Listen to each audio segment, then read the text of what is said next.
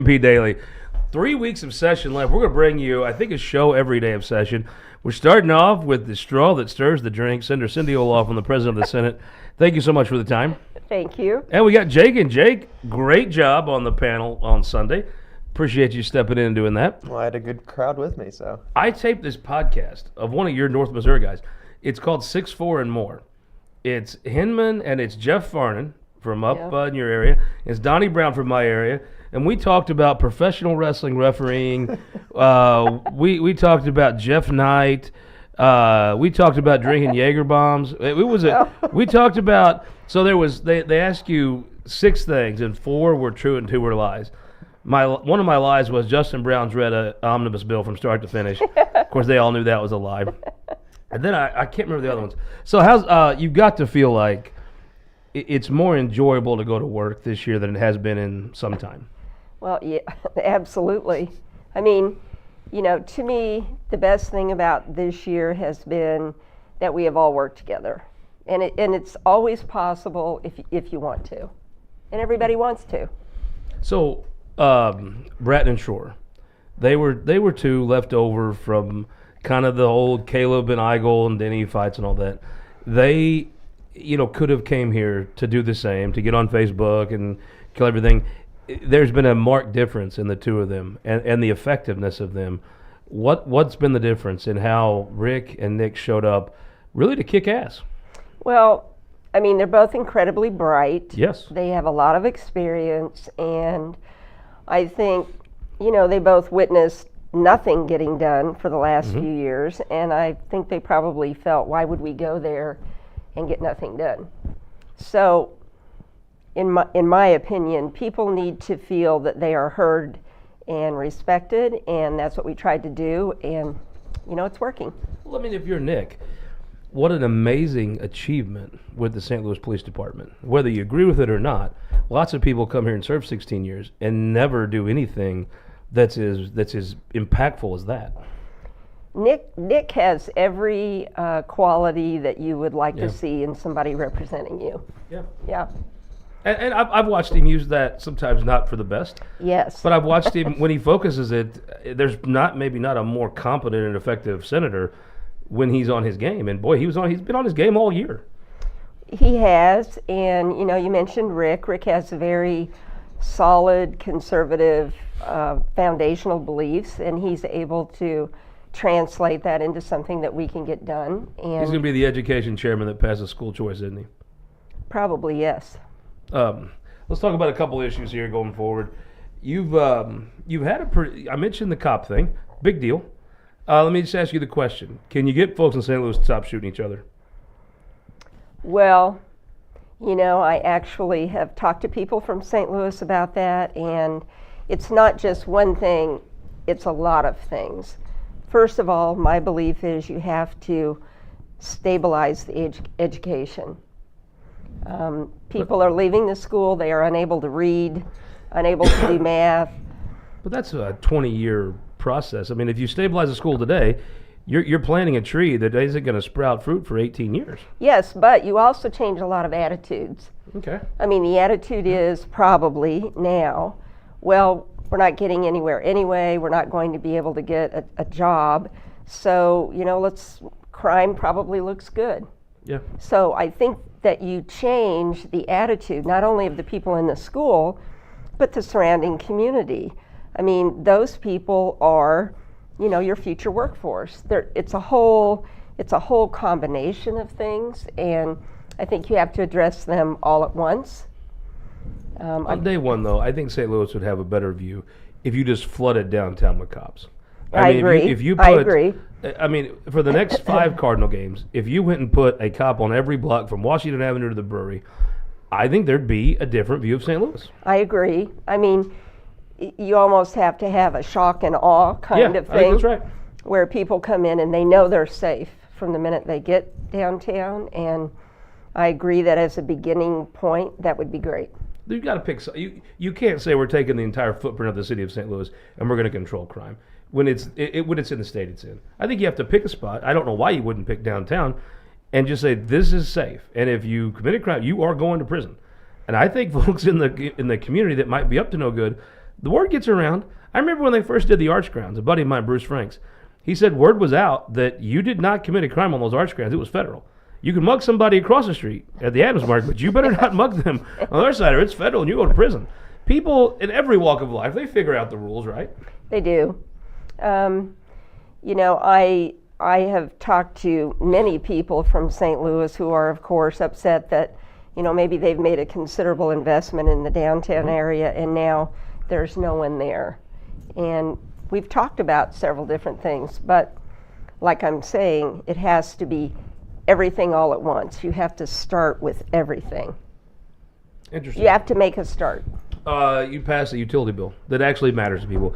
It's interesting. You go on some of these radio shows and you try to explain this in 30 seconds. It's hard, but it seems to me the fact is we're using more energy than we're producing. We're going to have to generate more energy in this state. And you passed a piece of legislation that's going to, well, it's not going, hypothetically. People are announcing new plants now. We have to have additional power generation. And, you know, on the negative side, people have said, well, our bills are going to go up. Well, they're going to go up either way. Yeah. And if we don't produce more power, then we cannot attract in any additional business and provide more jobs. So And you have to buy that power from other states, too, at a market. yes, and they're all running short, too. Yeah. So, you know, that is no longer the best option. It seems it's nice to have business people in charge of something when you come to an issue like this. Very easy to demagogue, very easy. Look, I think reasonable people could probably disagree on how folks need to produce energy, but you can't, I don't think any reasonable person could say the need isn't there. Well, I mean, I think any reasonable person would also say that if you pour billions of dollars into something that only works sporadically and you're not sure when it will work, that's not a very good idea. You've never been a big fan of wind, have you? Or solar, Or solar. either one. So here's the thing. I do have some sympathy for folks. If you got a big field and you could rent that field sell it for $4,000 an acre, or you could rent it to a solar company and make more money, it's hard for me to hear the government tell you can't do that. I agree, that is hard, but I also think that the money that's being poured into leasing these farms long term is, of course, tax money.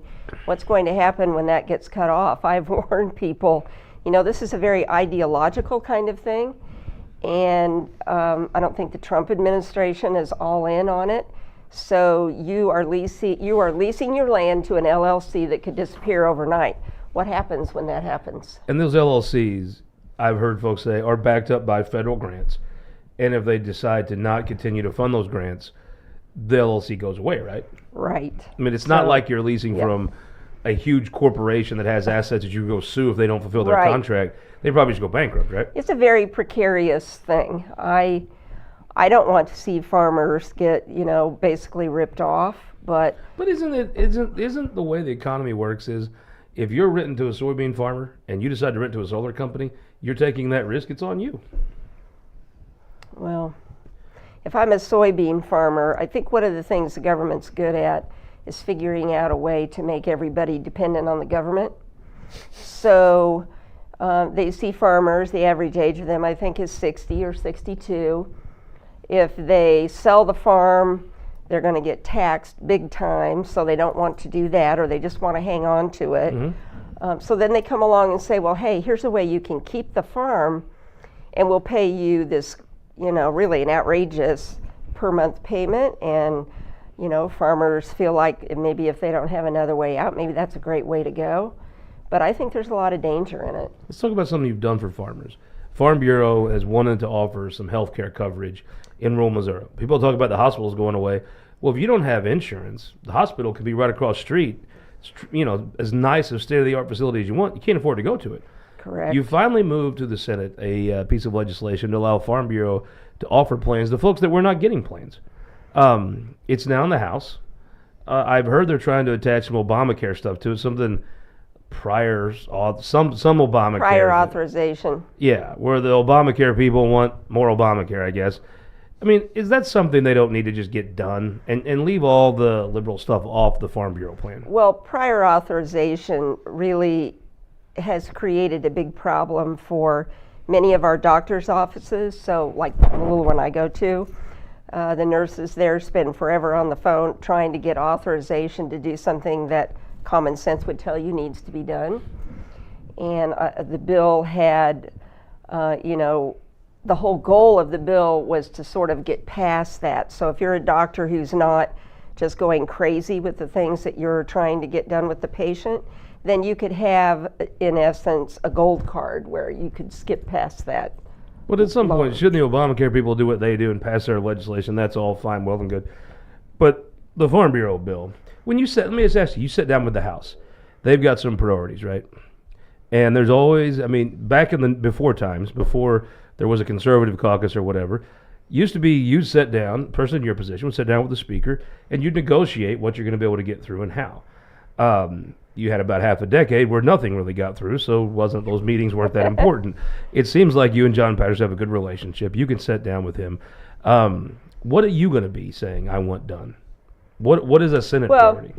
I think that we're going to find out today what their priorities are. Do they match ours? Because John and Alex and Tony and I are meeting today to talk about that. There's, of course, a tremendous push from everyone who wants to see their thing get done. Mm-hmm.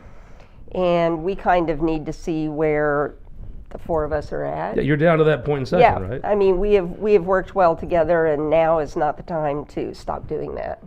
Yeah. So when you sit down, I've heard y'all talk. You've done some things. The Senate, your first press conference down at Branson, the place you said you were going to stop having those awful caucuses at. Why, yes, and we're going there again. So it's not working. So a lot of the things you said you want to get done, you've checked those boxes off either and passed them through the Senate, which is obviously the biggest hurdle in a law in a bill becoming a law is the Senate. The House has a few things though. I've watched them put together a VLT thing that the speaker had to drag across the line. How does that? Where does that set in the Senate? It's an appropriation still. The VLT thing has no chance of passage on our side of the building. Is that a this year thing or period? I was surprised Patterson got it through, and I think there was some knuckles attached to some of those yes votes. I thought you did a great job, though.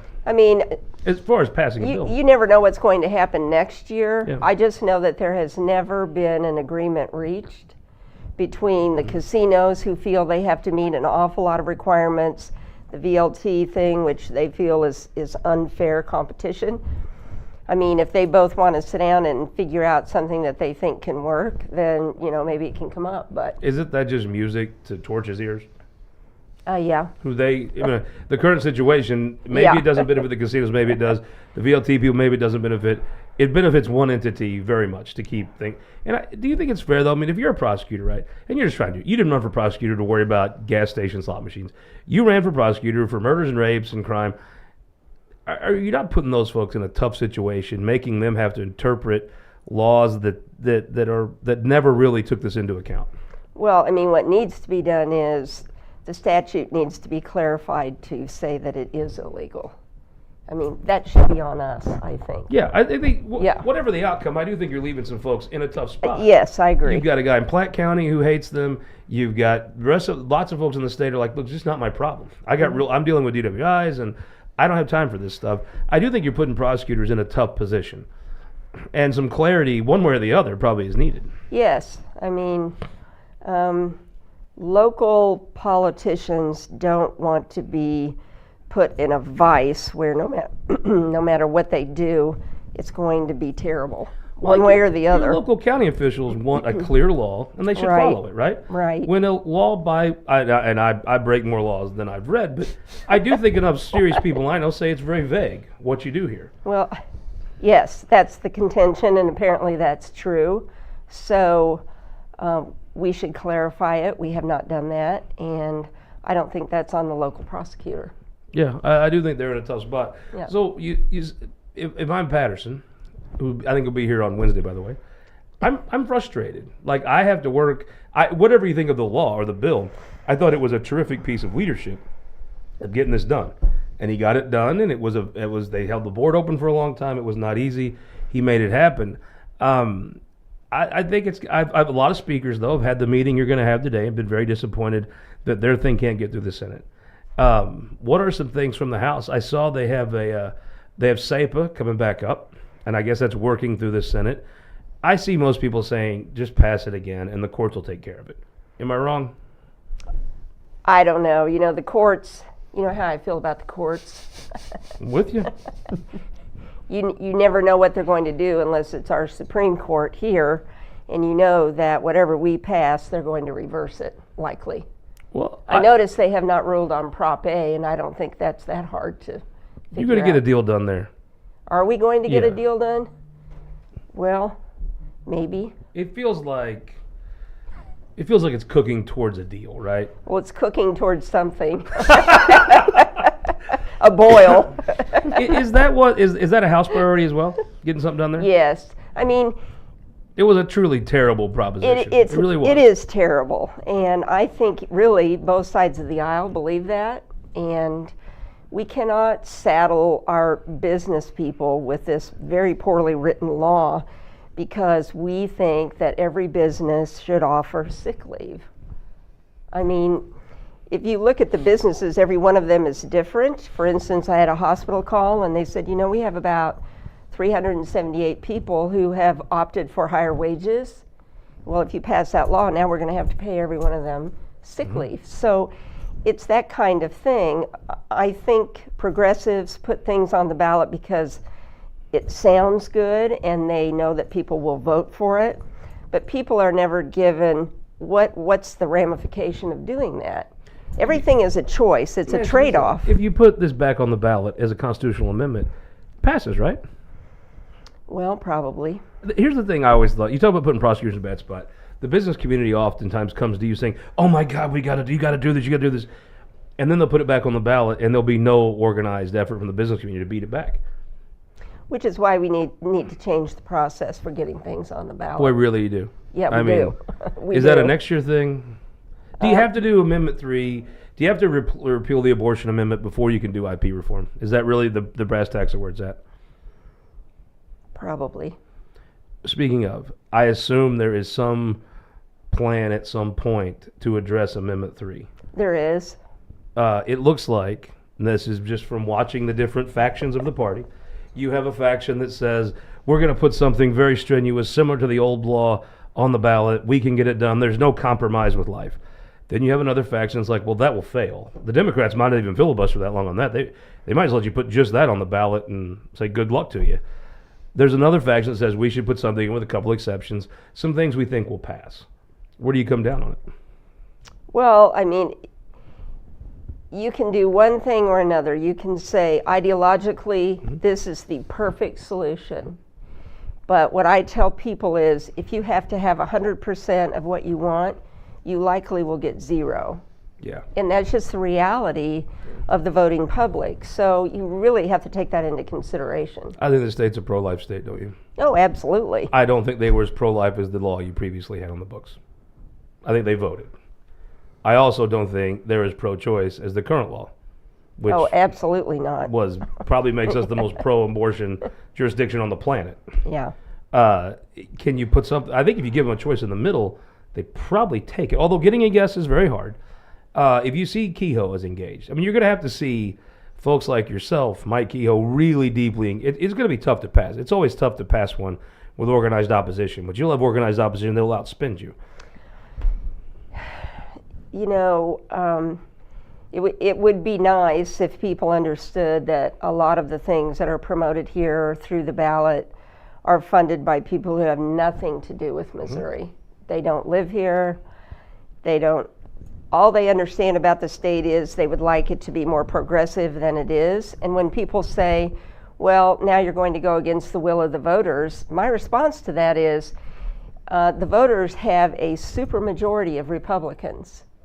So I believe that people see something on the ballot and they don't understand all of the trade-offs involved. Yeah. And you know, when you put something in 50 words, it's actually 20 pages or 40 pages or whatever. Well, and the ballot language on Amendment 3 was written you almost had like a Planned Parenthood cheerleader writing that. I mean, it was the worst ballot language I've ever seen, the most askewed ballot language I've ever seen. Yes, and I think the Supreme Court was involved in that, weren't they? I think there was a local elected judge here in Cole County that primarily was involved with that. Yes, that's true. But so going forward, Amendment 3. Will you have something this year? Are you going to let it set We till will. next year? Probably that's the last thing you do this year, I assume? It'll be near the end, yes. What about ballot candy? I think the Democrats make a good point. Now, here's the problem with this. Democrats invented ballot candy. They come up, the modern ballot candy is something they invented. Democrat wording is ballot candy. Well, it's almost like gerrymander. It's in the eye of the beholder, right? You could say I'm fat or big bone. If you ask my mom, I'm big bone. If you ask most of the girls in Indian High Good School, I'm point. fat. But I do think there is something to be said for putting something straightforward on the ballot without the trans stuff and all that. It seems to be a more fair decision. But I watch the same people that said Clean Missouri was totally the great idea to take gerrymandering and ethics and put them together that say you shouldn't do ballot candy. It is funny to me to hear on the Senate floor, and I'm sure for the in sessions, or we will, a whole thing about ballot candy when the people that innovated and created the modern ballot candy was Clean Missouri with the Democrats. Well, I mean, I think people try to come up with something that they feel certain will pass, Sure. and sometimes they use the end justifies the means. Will you and the Speaker be on the same page on how to address Amendment 3 by the end of session? I hope so. It feels like it's not his favorite thing, but Right. it is his caucus's priority. Right. And I've watched him his whole time yield to what the majority of that caucus wanted to do. Yeah, I mean, I think he has his own opinion, and we all have our own Sure. opinion. But I think that he does what the majority of his members want him to do. All right. I know you have stuff to do. Let's play a little word association. This is so fun with you. No. That's probably that's what Pat's saying right now. I don't know. Yes. Mike Kehoe, what comes to your mind? Gracious. He's so likable and willing to listen to people and willing to engage with people. And I think it takes a gracious personality to do that. What do you think, Jake? Leader. See, I think winner. Well, yeah. I just think he wins. Winner, like too. Mike Kehoe just Yeah. wins at the stuff he does, and it's so funny. A lot of Democrat friends of mine, they were like, "Oh, you can't have Heigl or Asher. You've got to have Kehoe." And I was like, better be careful. Kehoe's not going to be on Facebook pissing you off, but what he's going to do is win a bunch of stuff that you're not going to like. True. And I think you're seeing that come to fruition. The guy, when Mike Kehoe gets involved in something, he wins. He does. He's been great. Public Service Commission. Better. More I effective. think that's right. I think it has improved. Much better. They even got rid of Holzman finally. I mean, it was. I they like weren't- Jason. I do too. But no, he doesn't need to be on there. Well, he's. I thought he served it very well. I thought he was a very good partner with some of the innovations they were making, and you tip your hat to Kayla. I mean, I think she was a real instigator for some good things. Let me ask you about John Patterson.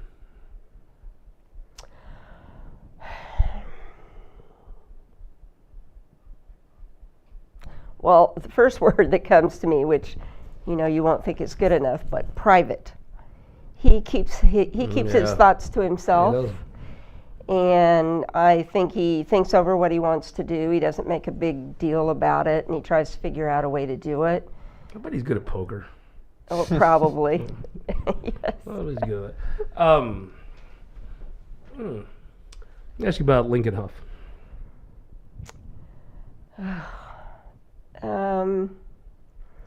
Incredibly bright. Do I only get one word? No, Guess if no, I take your get two. time with him, yeah. Especially if you've got some bad stuff. I mean, He's probably one of the most talented political figures I've ever met. it's interesting to see. I watched the governor say we're not doing the formula anymore. He come out and said, "Yeah, I think we might." The House, I'm sure, is fine to not do the formula. Your committee on appropriations seems like they're going to fund the formula. At what point do you step into that conversation? Well, I would be on the governor's side because I think the governor would like to see better outcomes. And every year we hear about how education needs more money, needs more money, needs more money. And yet our outcomes over the last 10 years are the worst they've ever been. So as a business person, from my perspective, and maybe from Mike's too, he's thinking, well, we need to get a better return on the investment, and I believe that's true. Yeah, but right now, Shelbina comes out very well in this formula. You get a lot of money sent to you from the state, but really from St. Louis, that goes to Shelbina schools. Yeah. I watched the governor. He's got his Blue Ribbon Commission, which they're all one's more worthless than the next. Right? I've never seen one of those that ever mattered. I agree. He knows what he wants to do, and I believe Mike Kehoe will win if he really wants to do something. You can bet against me if you want to. I wouldn't. But it's a lot of how you do it. I think school choice is an idea that's come. I used to give you grief about it. You're right. You're very right. The idea has come. Whether it works or not, we're going to see. But I think that's what the folks want. I think that's what the state should do, and I think that's what you're going to do. But in doing so, can you protect Shelbina? Well, I mean, I've always had the view that if you're providing an excellent education, why do you need protected? Mm-hmm. People will come there. But right now, you keep people from coming there because they have to pay to come there. You have a formula that's funding Shelbina more than Shelbina's funding Shelbina. Well, that wouldn't be too hard. Exactly. And that's true for Neelyville, where I went to school. And right. Can you tell them they'll be protected? Rusty Black sat in that chair last week and said, if I'm the appropriations chairman, we will not be gutting rural schools. Because you look at the map, right? Every media market in the state voted for Mike Kehoe except for one. St. Louis voted for Bill Eigel. If you're not careful, you could see this measure become you're taking wealth from Kehoe voters and giving it to Eigel voters. Well, I think it's in the overall best interest of everyone to have a good education system. So Sure. What isn't working in Shelbina is not working in Columbia either. I mean, I think... Are those schools too big? Pardon? Are those schools too big? Some of them? Yeah. Look at Francis Howell. If there's ever a district that doesn't represent its population, I would say it's like those St. Charles school districts. They vote conservative everywhere except in April. Then they vote for a very liberal school board. And then they get a very liberal school, which I guess is democracy working, but I think those things may be too big to succeed. I've heard too big to fail. Are they too big to succeed? I don't think that I would say that, but I do think the elections need to be in November. I do too. Because not enough people pay attention in the spring. And I've actually talked to some school boards about this, and they are adamant that it just be in the spring. But they will almost fully acknowledge that the reason they're doing that is most of the people voting are employed at the school. Yeah. So, I'm not sure that... People talk about this ballot being too long. If we're really being serious, we don't have general elections in this state. There's no statewide election anybody cares about that matters. Right. In Shelbina and Shelby County, you have a Republican slate of elected officials, and those are decided in August. By November, there's really not a lot you're voting for except president, and you'd show up to vote. I think you'd get just as much attention because in 95 of 114 counties, there's no general elections. It's not real. So I think when it comes to school funding, I've looked at the formula, and I have thought to myself, who in the heck figured that out? I mean, it is very convoluted. Yeah. And I think that if we truly have a blue ribbon commission, which I sort of agree with you, I've never seen one that produced a lot of value, but maybe this will be the exception. I think they need to be open and honest with the public. Here's what will happen if we change this or that. Do you think people in Shelby County will be surprised at how much money comes from St. Louis to fund their schools? I think they will be in southern Butler County. I think they will be. Yes, I do. I think everywhere. No one understands it, No. And that's because when has anyone ever taken the time to explain it to them? What about Doug Beck? I saw you two went back and forth last Thursday. Those press conferences are so boring now. That was actually an interesting one.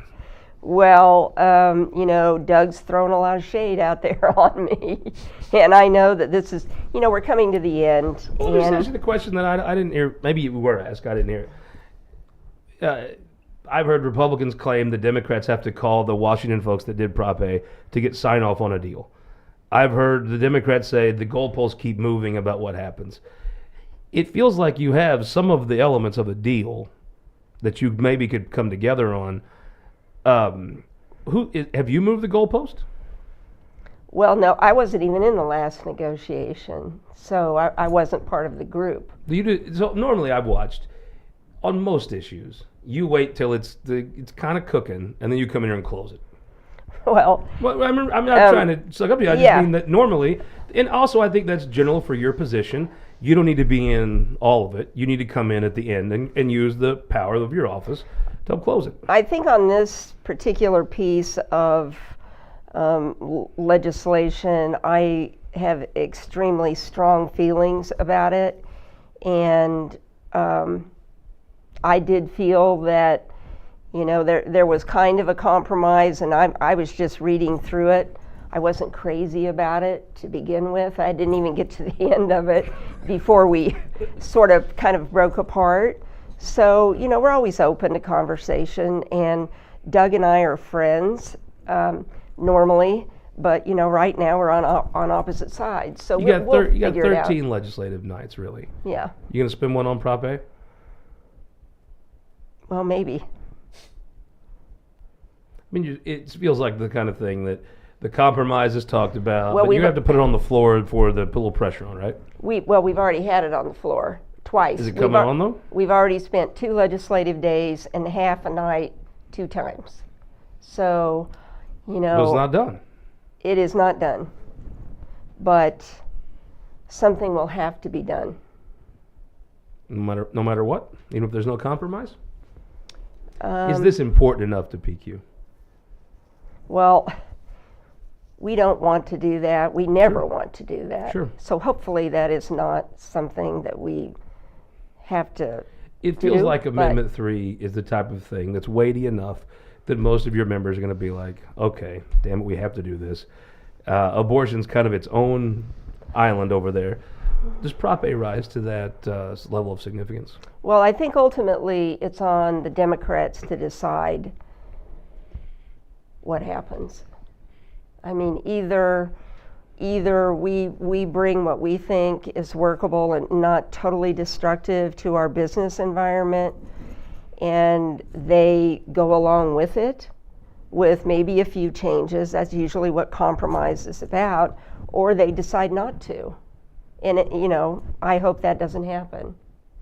We'll thank our sponsors, Courtyard by Marriott and United Fiber up in the great Northwest, Rusty Black area up there and Savannah and all around, close to St. Joseph. Couple last people. I don't want to keep you longer than you need to be. Carla May. Hilarious. It really is. Like, everybody else is thinking something she says, and she says it in a funny way. And smart. You two remind me of each other a little bit from different angles. Really, the truth. Now that I think about that, give me a senator, one of your newer senators that folks should pay attention to, especially. They could potentially be in leadership, or that will be an impactful senator, somebody that's new. Brad Hudson. I think there was a lot of people that had a perception of Brad Hudson that has had to readjust that. Right. I think he's been very successful. Does a very good job in the chair, I've noticed. He's bright. He's capable. He is able to think things through, so he's not, you know, shoot from the hip kind of guy. He has a great chief. Yeah. I mean, those kind of things matter if you do get to a leadership. You've had a whole collection of chiefs of staff. You could have like a Yeah. reunion when you're done of all of them. Yes.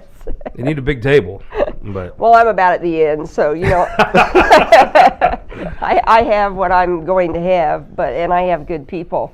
But that is very important, yeah, and he has a good chief. it is interesting. I think that I don't know if they underestimate him. I think that Brad Hudson has surprised people with how serious he is about issues and how he's come to things. Yeah, I agree with you. If you're going to have somebody carry a piece of legislation, boy, he'd be somebody I would recommend. So when people come into the Senate, whether they listen or not, you know, I have a conversation with them about, here are the things that will help you be successful here, and here are the things that won't help you be successful. And I think that everybody listens, whether they decide to do it or not, you know, or to take the advice, that's up to them. But there are just some things you don't do, and you kind of want to get your feet under you before you try to start calling the shots. Yeah, I think you've had a really good freshman class. Oh, I do too. Gregory, Yep. both Gregory's Yep. top end. I think Simo did you right with Berger and Henderson. Yes, Jamie. He just gets it. I mean, he just gets the state senate. You know, both Jamie and Mike, the filibusters that we have had, they're the two most loyal senators, which, believe me, I remember that kind of thing. Yeah. When they're supposed to be out there, they're out there. And one time Is that a shot at Lincoln Huff? Yeah, no. Well, we know where we can find Lincoln. We have a little tracker on him. No. Wow, there's a lot of folks that would appreciate that knowledge. Yeah, you may have broke the biggest piece of news possible here. Give me a prediction. The Senate end, and it feels like this session's going very well, but it's going to end in a little bit of drama. You got this week, right, to do things. We do. Give me something that's going to get done. Maybe not do the biggest thing in the world. What's going to get done? The budget. Yeah. I mean, that's a big thing. Yeah. Denny going to have any staff left when you get done? Am I going to have any? Denny. Oh. My advice is to people, and I took this advice myself, so I'm not just telling other people. You're better off to, yes, you can remember things that have happened before, but you're better off to say, today is a new day, we can start over, and let's go from here. Do you always do that? I try to. You still have a pretty good memory. I remember it, yeah. But, it doesn't help you. We either win together or we lose together. There's really no individual winner. We have to win together. And to do that, you have to understand that everybody has their own thoughts and their own beliefs, and it doesn't help if you try to bring in an old issue you've had. You just have to start over. Have you give that advice to your Committee on Appropriations? Well, actually, I did talk to the people individually, each person, and I knew that the seniors would go back on, but I'm like, listen, my own personal belief is if you have something in the budget that you object to, then try to be an Ed Emery. You can stand up and say, look, I don't like this part of it. That's why I can't support it. Or you can make your point and go ahead and vote for the budget because you understand things have to move forward. To me, no is not a solution. It's just checking out from the process, which doesn't move you any further down the line. So Wednesday you do the budget? I think so. Third read it Thursday if everything goes to plan. I think so. I haven't asked Lincoln, but I think that's what he's thinking. Well, if you don't mind me asking, what is the agenda for this week? What is something that we're going to be talking about at the press conference on Thursday besides the budget? Well, I'll know after my meeting today. I respect it. Thank you so much for the time. I really appreciate it. Buddy Carl and Sedalia, thank you for this stein. I love it. Celebrating 100 years of Anheuser-Busch. It is water. Sometimes if they're later in the afternoon, we do these later in the afternoon, there might be a little Anheuser-Busch product in there. Thank you guys very much. We'll see you back here tomorrow at noon with Andrew Bailey. We'll learn some law stuff. We'll try to not get Jake arrested. Then we're going to have John Patterson in here. Hopefully he'll have good news of all the great things you're going to accomplish from your meeting today. Jake will be in here Thursday. We'll see you Sunday for This Week in Missouri Politics.